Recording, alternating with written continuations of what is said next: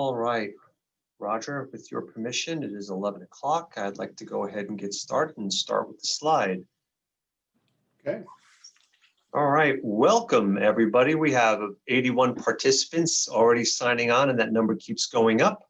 Welcome to AASHTO Council on Public Transportation and MTAP's first ever 2020 virtual winter meeting. It's the first time we've done this online, so welcome. Just a few housekeeping items. First, everyone please keep yourself on mute until you are speaking. Zoom meeting allows for you to control your own microphone, so I appreciate it for the background noise. Everyone keep themselves muted. Secondly, all the information, including the recording of this webinar, will be posted to the MTAP and Council website after this. Stay tuned for that. And also, lastly, feel free to use the chat function for any questions or anything audio related. If you're having problems, just let me know or send me a text.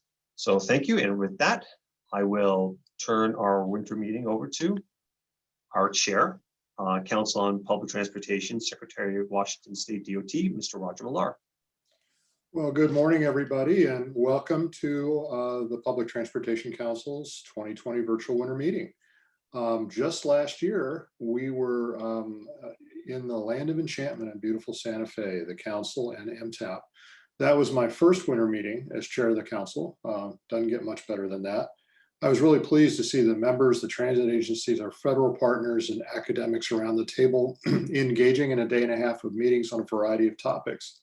While a lot of stuff has changed since then, including the pandemic that's inflicted just way too much pain on too many Americans and put a serious strain on governmental budgets, the winter meeting has somewhat stayed the same.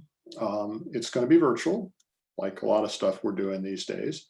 But unlike previous meetings, this one's free for all attendees. That's resulted in significantly higher attendance levels, and our travel budget's pretty good too. That's the good thing, because we want to engage with you. We hope you find this meeting helpful and that you'll remain engaged with us. The Council on Public Transportation remains actively engaged with its members. In addition to the winter meeting, over the last year, we've had some significant accomplishments. To name just a few, we've hosted 7 online meetings, educational webinars and forums. We've testified before the Senate Banking Committee and participated in the Senate Banking Committee staff roundtable. We led the AASHTO Intercommittee Council working groups on shared mobility. That's MOS, Mobility as a Service, and MOD, Mobility on Demand. And we've collaborated with members to submit 5 NCRP problem statements, 2 of which received funding. So over the next couple of slides, you'll see the meeting overview. We're running at a more relaxed pace this year with 10 sessions over 4 days and over 2 weeks. But before we get started, we're going to need to do a virtual roll call. In lieu of everyone announcing themselves, it's something we've learned here in our virtual world. Would the voting members please use the chat function of this session and let us know your name, your title, and your agency. And if your agency has a name where your state's not obvious, please include the state as well. And with that way, we'll get a roll for the meeting. So again, voting members, name, title, agency, and state if it's not obvious. So what I would like to do now is recognize our sponsors, the premier and capital sponsors, and our event sponsors. We could not do this without their support. Route Match by Uber and Panther International LLC as our premier and capital sponsors and event sponsors. And thank you, sponsors. It keeps us going, and we appreciate the partnership. So what I'd like to do now is introduce our illustrious Vice Chair of the Council on Public Transportation, New York State DOT's own Ron Epstein, who will give a few remarks. Ron.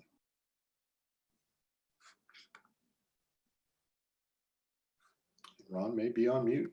Can you hear me now? Yes, can. Hey, Yes, don't you love this double mute? I mean, there's so many words that we're going to come out of 2020 with that will find its way into Webster's. Roger, it's a pleasure to see you. Good morning. It's actually a pleasure to see everybody, if it's only virtually. It's been a challenging time, and I would argue that the 2020 Scott meeting that we are going to be, having sessions over the next several days may be probably the most timely, the most relevant, and probably the most important dialogue that we have ever had as state DOTs, as public transportation officials, in this organization. The urgency before us is unprecedented. I am personally pleased that Jane Williams, the Deputy FTA Administrator, will be speaking with us momentarily.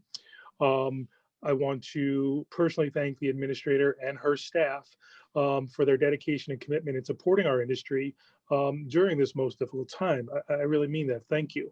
I also want to take this opportunity to thank the state DOTs, each and every one of you, your staffs, and the employees that provide the services that you sponsor or you directly operate for what they're doing in their local communities. They are certainly providing an essential service for this ongoing health crisis. It is your employees, and I think this is a really important point that gets overlooked. The municipal sponsors, the contractors that have risked their lives, literally risked their own health and safety to ensure that every day that tens of thousands of healthcare professionals and first responders can get to work, that meals are available for children and elderly individuals, and that other critical essential employees, food service workers, others that are ensuring that you can stay safe in your home during this challenging time. It has not been without loss. And I do think that we need to mourn for those of us in our industry that have passed, that have gotten ill during this time. But coming out of this, and I hope it is not short-lived, but the nation now knows what I think that we've always known and we've always stated, but public transportation workers, not only are they essential, but they are heroes too. And we need to recognize that. Over the course of the next several days, you are going to be hearing from a number of federal and state transportation officials. They're going to be sharing their best practices, their ideas for helping you address the operational and financial issues that we find ourselves in this COVID-19 era. And if I was to offer any unsolicited advice with that respect, I would say simply listen and then act.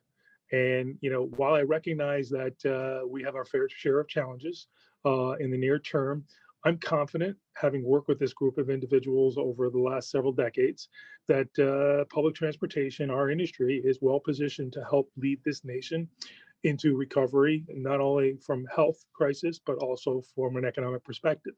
So with that, before I turn it over to Roger, I just want to say that I sincerely hope that all of you and your families are safe and well. Thank you, Roger. great. Thank you, Ron. Really appreciate it. And thanks for all you do for the council. Next, I would like to introduce my friend and AASHTO's Executive Director, Jim Timon, for a few remarks, and he will also be introducing our very special guest this morning. Jim? Well, thank you, Roger, and thank you, Ron. I really do appreciate the opportunity to speak with you this morning. I really do want to associate myself with both of your remarks. I think that you've covered a lot of what I had planned to say here about just the value of being able to bring together folks in our industry to be able to talk about best practices and the issues that we're dealing with. And I think that, Ron's comments about the impact that this pandemic has had on transportation, but more specifically on the public transportation community is I think extremely important for us to remember. Let me talk a little bit about where things stand at this point here in Washington, D.C. As many of you know, we've been working very hard to try to make sure that Congress provides some type of additional emergency relief for state DOTs and for public transit agencies so that they can deal with the adverse impacts associated with the pandemic. Now, the CARES Act, which Congress passed back in the spring, did provide direct funding to public transit agencies and to to state DOTs for the public transit services that they offer. But that wasn't nearly enough to handle all of the needs on the transit side, and it did not provide any funding directly to state DOTs for the revenue losses that they are seeing. So we continue to work with Congress in that area. Unfortunately, the package that seems to be negotiating right now that here on Capitol Hill does not include direct funding for state DOTs, but it does include some funding for public transit agencies. And the good news there is there's about $15 billion in funding that's part of a larger package of about $45 billion in total for transportation. And we think there's a pretty good shot that this package of COVID relief that they're working on right now does pass before Congress adjourns at the end of the calendar year here, probably sometime late next week. There's talk about attaching that emergency relief package for COVID to an omnibus appropriations bill that they plan to pass by the end of next week. And like I said, I think that's great news for the transit industry and for state DOT community. Again, it's about a total of $45 billion for transportation and $15 billion for transit. We know that that's not enough for what the transportation community needs, and specifically for what transit needs here. But again, our hope is that Congress comes back after the end of the calendar year and decides to do a much more robust package that is a combination, really, I think, of COVID relief, but also of economic stimulus, economic recovery package. And we think that there's some appetite in Congress and with the incoming Biden-Harris administration to do that. We've had some really good conversations with folks within the incoming Biden-Harris administration. There seems to be interest for this to be one of those first 100 days issues for them to do some type of a large package for both COVID relief as well as for economic recovery. We do think that infrastructure investment could be, one of the real core pillars of a bill like that that Congress would take up, that would be supported and advocated for by the new administration.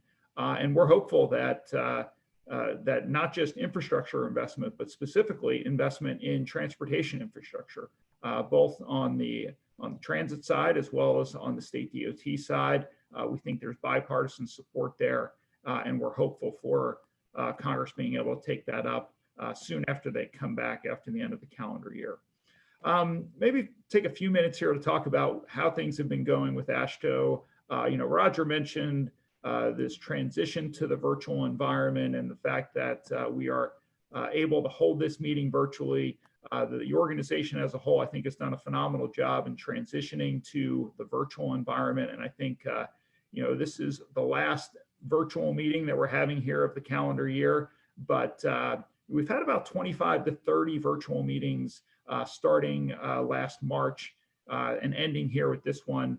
The largest meeting that we did clearly was early last month. We had our annual meeting. We held it virtually. We had about 900 participants, which is more than we would traditionally have in an in-person meeting. And this is one of the benefits of these virtual meetings. I think we've been able to cast a wider net and bring more people into these meetings, which is a good thing. And I do want to highlight one piece of activity that we had during our annual meeting.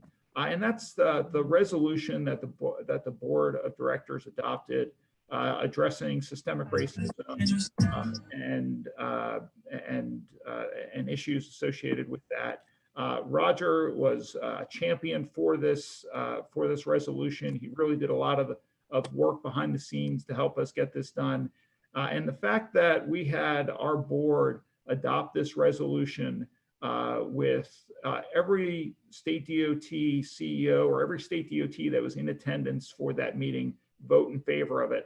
I look back and I think that this is one of the proudest accomplishments that we have had in recent history as an association. If you haven't had a chance to take a look at that resolution, I encourage you to do so. I think it was a great thing for the board to take on, and I really do want to take a moment to thank Roger for his work in championing that resolution and for helping us to get that passed by the board of directors. So with that, let me transition here and introduce our guest speaker. It is my honor to introduce Jane Williams, the Deputy Administrator for the Federal Transit Administration. She brings over 20 years of executive experience to this role. She previously served at the Department of Energy and the Department of Labor under President Ronald Reagan, and the Department of Interior under President George H.W. Bush. Jane leads an agency of nearly 600 people located in Washington, D.C. and in regional and metro offices across the country, and is responsible for managing an annual budget of over $13 billion, assisting more than 3,000 transit providers across all states and territories. Since joining FTA in August of 2017, Jane has led the agency in implementing Transportation Secretary Elaine L. Chao's 3 priorities: safety, infrastructure investment, and innovation across all of FTA's programs and initiatives.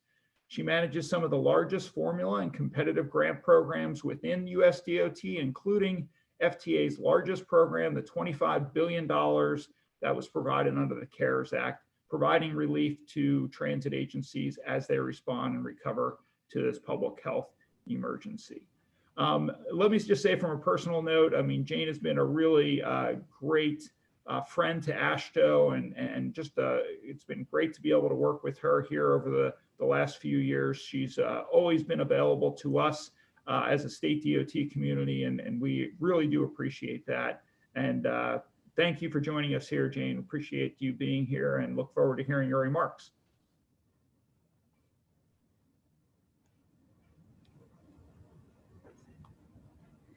Good morning, and thank you, Jim, for that kind introduction. And since the beginning of this public health emergency, I've had the opportunity to meet regularly with you and other association leaders during our industry calls. And our partnership with AASHTO has been invaluable in understanding the needs of state DOTs and transit systems as we work together to respond to and recover from COVID-19. So thank you for your leadership, Jim, as we continue to work together to support the states and the industry to improve public transportation for America's communities.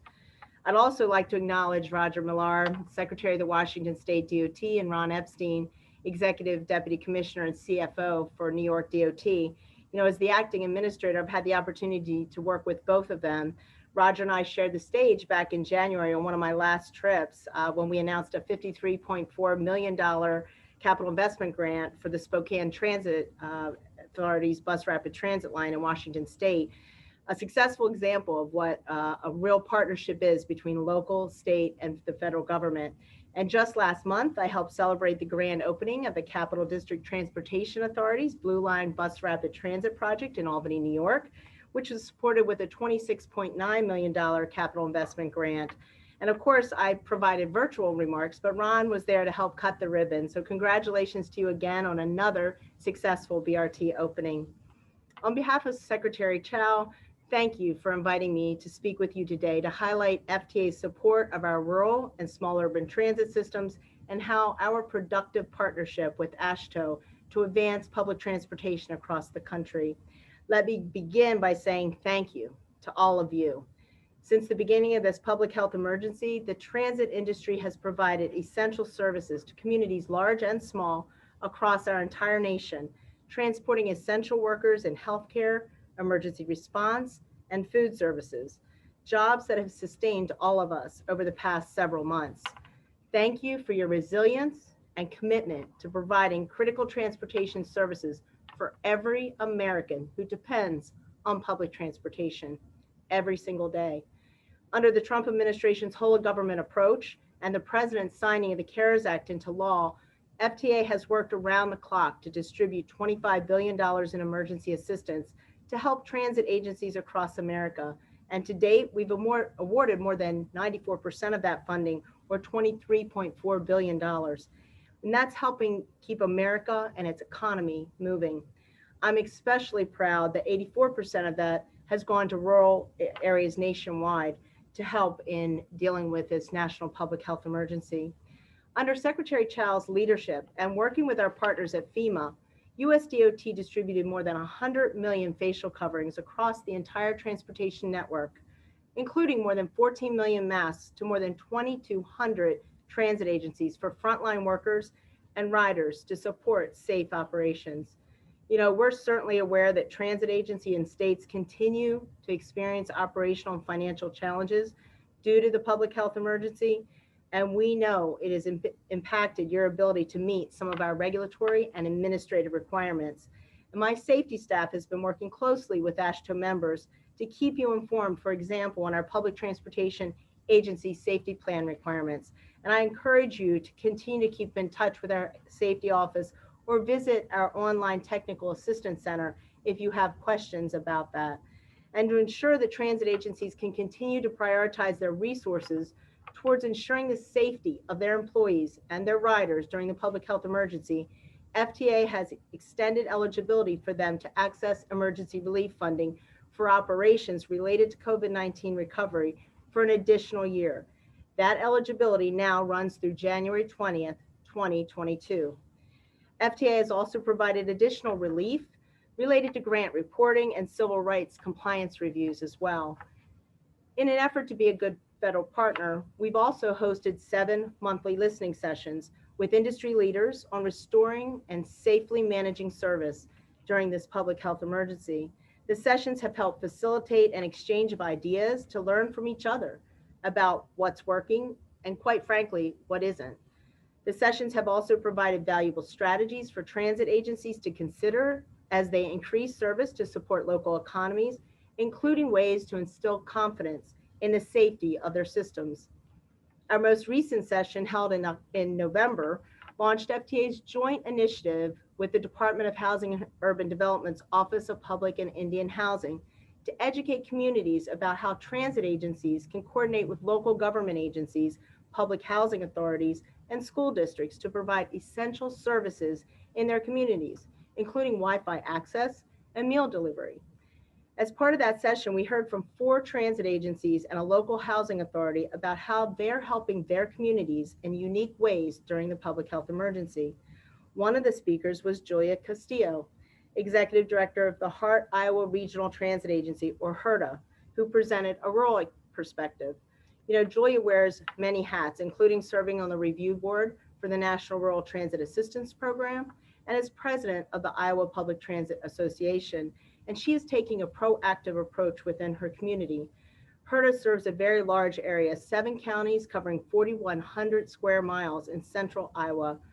As trips have declined 72% during the public health emergency, HRTA channeled that downtime into providing extra community services, including partnering with the local area agency on aging to deliver meals to homebound individuals in rural areas, as well as older adults living in HUD subsidized housing. HRTA even designated staff to call older customers to check in on them and to see if they needed assistance, and then provided the appropriate referrals to local agencies. As I've said many times before, our transit agency frontline workers are truly American heroes. And this is just another example of what they do every day to serve the needs of their local communities. Since I last spoke with you in August, the department and FTA have advanced several transportation programs and initiatives to support transportation across America, with many of them focused on rural areas and in partnership with state DOTs. For example, Secretary Chow announced that the Trump administration is investing $1 billion in 70 build projects in 44 states, half of which will fund projects in rural areas. Since 2017, the administration has awarded close to $4 billion under build, supporting transit, as well as roads, bridges, highways, and railways, and ports. Of that, nearly $2.3 billion has gone to rural communities nationwide. And among this year's grant awards, Teton County in Wyoming will receive $19.7 million to build 2 transit centers, purchase 4 regional commuter and 2 transit buses, and undertake multimodal improvements to the highway running between eastern Idaho and Jackson, Wyoming, all of which will improve safety and mobility. We also announced awards under our new HOPE program, providing $8.5 million in funding to 25 planning and technical studies to improve transit in 17 states. These projects include evaluating new routes, creating new connections, and incorporating modern technologies in opportunity zones and other areas of persistent poverty to help residents access jobs and other services. The majority of these grants went to rural areas, with some of them being managed by state DOTs like Colorado and my home state of Maryland. For example, in Maryland, MDOT will manage a grant with Allegheny County to study transit options in rural Western Maryland to improve reliability and increase access. While HOPE was established before the public health emergency, it has proven to be especially timely in exploring new ways to deliver funding to rural areas. Many of these projects will have a positive economic impact in promoting access and mobility as communities continue their economic recovery. In addition to our HOPE program, we also recently announced $7.7 million in funding under our competitive tribal transit program to 25 tribal governments to improve public transportation on tribal lands. These projects will provide tribal residents with access to critical services, including healthcare services, which are especially important today. These programs all support the Trump administration's overall goal to prioritize infrastructure investment with a focus toward balancing the nation's needs between urban and rural areas. And to address this disparity, the Secretary developed the Rural Opportunities to Use Transportation for Economic Success, or ROUTES initiative, to ensure we consider rural transportation infrastructure's unique challenges and keep our rural communities economically competitive. Under the ROUTES program, the TIFIA Rural Projects Initiative makes TIFIA financing more accessible to smaller communities and offers some significant benefits and savings to rural sponsors. In fact, 2 transit agencies have already taken advantage of this. The San Luis Obispo Regional Transportation Authority and Monterey Salinas Transit have already received TIFIA loans under this new program, and a 3rd transit agency is now going through the process. Under the Trump administration, we've also provided more than $2 billion under FTA's annual competitive grant programs, in addition to funding our capital investment grant program.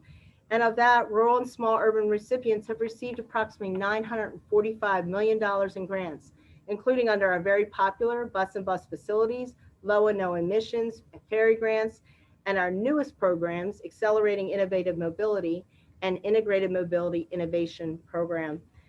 That equates to approximately 20% of our competitive grant funding being awarded to rural areas each year. By contrast, in just 2016, that was only about 11%. And so we're very proud of how we're trying to bring that equity to rural America. Before I close, I did want to take a moment to talk about the US DOT's Coordinating Council on Access and Mobility, or we like to call CCAM. Many of you know that CCAM coordinates federal transportation programs across 11 agencies in the government to improve access to jobs, schools, healthcare, and other opportunities. You know, before this administration, the group hadn't met since 2009, but by October of 2019, CCAM had not only met, but it had adopted an updated CCAM strategic plan covering 2019 through 2022. The group also issued its final report, which was sent to the Congress and the President. And the report provides a list of transportation challenges identified for serving people with disabilities, older adults, and individuals of low income. And so CCAM has undertaken a lot of activities to improve coordination process across all of these myriad of federally funded transportation services. And you can find that report on our website. Now, as I close, I'd like to once again thank Jim and Ashto for inviting me. Thank you to Roger and Mr. Epstein as well. I look forward to continuing our work to support DOT and state DOTs and public transportation in communities all across America. You know, throughout our history, when things get tough, Americans rise to the occasion. How we have responded and how we continue to respond to the public health emergency reflects our collective resilience, our strength, and our commitment to the American people. So thank you for your partnership. And now let me turn it back over to you, Ron. Thank you. Thank you, Jane. This is Roger. I wanted to thank you for your participation in our winter meeting, and also really thank you for your steadfast leadership over the years at the Federal Transit Administration. It's been a somewhat partisan world of late. And what I really, really appreciate is the professionalism and just the collegiality of the relationship. Having a strong federal partner makes us better at what we do. And a lot of that is because of your good work. So thank you so much. Thank you, Roger. Coming out of a state DOT, that means a lot. I appreciate that. Yeah, thanks.